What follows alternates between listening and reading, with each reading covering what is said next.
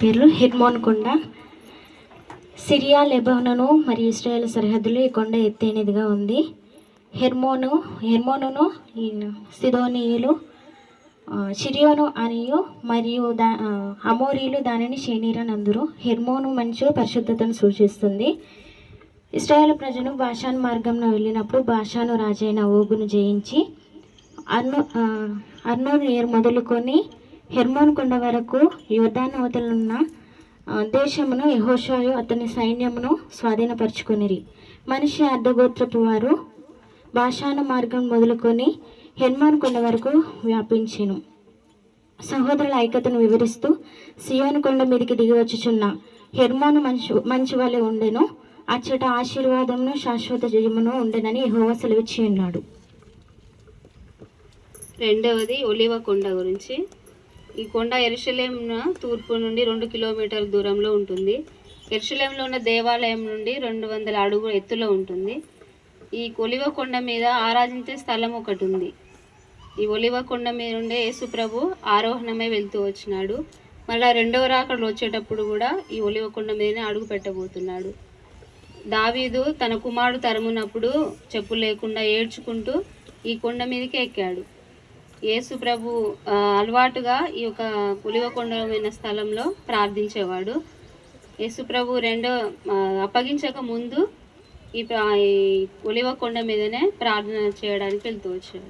Praise the lord. మూడవ కొండ తాబోరు కొండ. ఈ తాబోరు కొండ గలిలేలో నజరేతుకు తూర్పున 7 మైళ్ళ దూరంగా ఉంటుంది. ఈ కొండ దగ్గరే దెబోరా ఇశ్రాయేలీలకు న్యాయాధిపతినిగా ఉన్నప్పుడు బారాకుని పిలిపించి ఇశ్రాయేలీలు తమ శత్రువులతో యుద్ధం చేయడానికి ఈ కొండ దగ్గరికి పిలిపించింది. ఈ కొండ మీదనే గిద్యోను సహోదరులను అమ్మోను రాజులైన షీబా ఇంకా జాల్మునా అనేవాళ్ళు చంపారు. తర్వాత ఈ కొండ మీదనే యేసు ప్రభు వారు రూపాంతరం చెందినారు.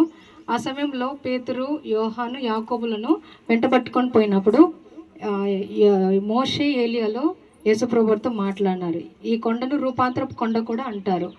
ఆ తర్వాత కీర్తనలు 89:12లో తాబోరు, హెర్మోనులు నీ నామను బట్టి ఉత్సాహతోని చేయుచున్నావని కూడా లిఖించబడింది. Praise the lord.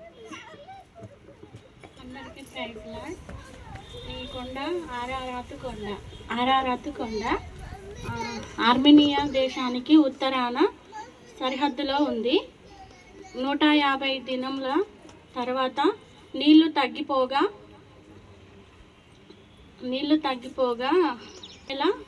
17వ దినమున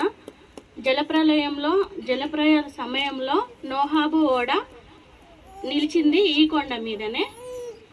దేవుడు సమస్త మానవాళితో ఇకను మనుషులను లయపరచనని నిబంధన స్థిరపరచను. ఈ నిబంధనకు గుర్తుగా మేఘములలో తన ధనస్సు ఉంచెను. అందరికీ ప్రైజ్ లార్డ్. ఐదవ కొండ గెరిజిము, ఏబాలు కొండలు. గెరిజిము కొండ షెకెంకి దగ్గరగా ఉంది. ఇది ఈ కొండ మీద నుండి ఇశ్రాయేలును ఆశీర్వదించిన స్థలం ఇది. ఇదే కొండ మీద నిలబడి గిద్యోను కుమారుడైన యోతాము షెకెము యజమానులతో దాని కొండ కొప్పు మీద నిలబడి మాట్లాడిన స్థలం ఇది. రెండవది ఏబాలు కొండ. ఏబాలు కొండ ఎఫ్రాయిం మన్యంకి దగ్గరగా, ఇది కూడా షెకెమికి దగ్గరగా ఉంది. ధర్మశాస్త్రంలో వ్రాయబడిన శాపవచనములన్నీ ఈ కొండ నుంచి పలికిన శాపంలే. తర్వాత ఈ 2 కొండలు యోర్దాను కవతలనున్న సూర్యుడు అస్తమించే మార్గంకి వెనుక మార్గంలో అరాబులో నివసించే కనానీల దేశంకి దగ్గరగా ఉంది ఈ కొండ. దేవుని సేవకుడైన యెహోవా నామమున బలిపీఠమును కట్టించింది ఈ 2 కొండల మీద. ఆ తర్వాత ఈ కొండ మీద దహన బలులు, సమాధాన బలులను అర్పించినారు. ఈ దహన బలులు, సమాధాన బలులు అర్పించే సమయంలో ఇశ్రాయేల్లో పెద్దలు, నాయకులైన వారు ఇశ్రాయేలీలందరూ సగం మంది గెరిజిము కొండ ఎదుటను, సగం మంది ఏబాలు కొండ ఎదుట నిలిచి దేవుని నామాన్ని గణపరిచినారు. అందరికీ ప్రైజ్ లార్డ్. ఆరో కొండ హోరు కొండ. ఈ కొండ కాదేశుకు 15 మైళ్ళు ఈశాన్యముగా ఉంది. ఈ కొండ ఏదేమునకు సరిహద్దున మృత సముద్రానికి దక్షిణముగా ఉంది. అహరోను 123 ఏండ్ల గల ఈడు గలవాడై ఈ కొండ మీదనే మృతి పొందెను. మోషే అహరోను వస్త్రములను తీసి ఈ కొండ మీదనే అతని కుమారుడైన ఏలియాజరుకి తొడిగించెను. ఇశ్రాయేలీయులు కాదేశు నుండి వాగ్దాన భూమికి ప్రయాణం చేస్తూ ఈ కొండ దగ్గర ఆగి బస చేసిరి. Praise lord. అందరికీ ప్రైజ్ లార్డ్. సినాయి కొండ ఎర్ర సముద్రానికి ఉత్తరాన ఉంది. సినాయి ప్రదేశపు 2 శిఖరాలలో ఒక శిఖరము సినాయి, రెండవది హోరేబు అని పిలుస్తారు. ఈ రెండింటిని కలిపి సినాయి లేదా హోరేబు అని పిలుస్తారు. దీనినే దేవుని పర్వతము లేదా పరిశుద్ధ పర్వతము అని కూడా పిలుస్తారు. మోషే శాసనములు గల 2 పలకలను ఇక్కడనే ఇచ్చినాడు. మోషే ఒక పొద నడిమికి అగ్నిజ్వాలలో యెహోవా దూత ప్రత్యక్షమాయెను. మోషే బండను కొట్టగా ఈ స్థలంలో నీళ్ళనిచ్చిన స్థలం ఇదే. మొట్టమొదట ప్రత్యక్షపు గుడారము ప్రత్యక్షపు గుడారము నిర్మింపబడినది హోరేబులోనే. ఈ కొండ దిగువన అహరోను బంగారముతో ఒక దూడను పోత పోసినాడు. దేవుని ప్రవక్త అయిన ఏలియా 40 రాత్రింపగళ్ళు ప్రయాణం చేసి హోరేబుకు వచ్చి ఒక గుహలో బస చేసాను. అందరికీ ప్రైజ్ లార్డ్.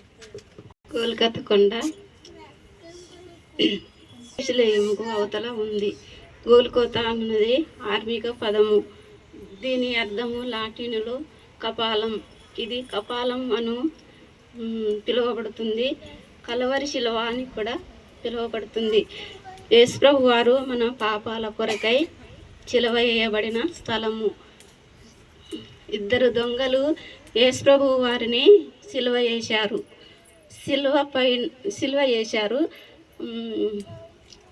ఆయన తలపై ఈదుల రాజైన యేసు అని రాశారు. యేసుప్రభు శిలువపై నుండి 7 మాటలు పలికారు. ఈ సమీపంలో ఉన్న ఒక తోటలో ఎవరు ఎప్పుడూ ఉండలేని ఒక కొత్త సమాధి ఉంది. యేసుప్రభు వారి దేహమును అందులో ఉంచిరి. అది ఆర్మితాయ యేసుప్ది. అందరికీ ప్రైజ్ లార్డ్.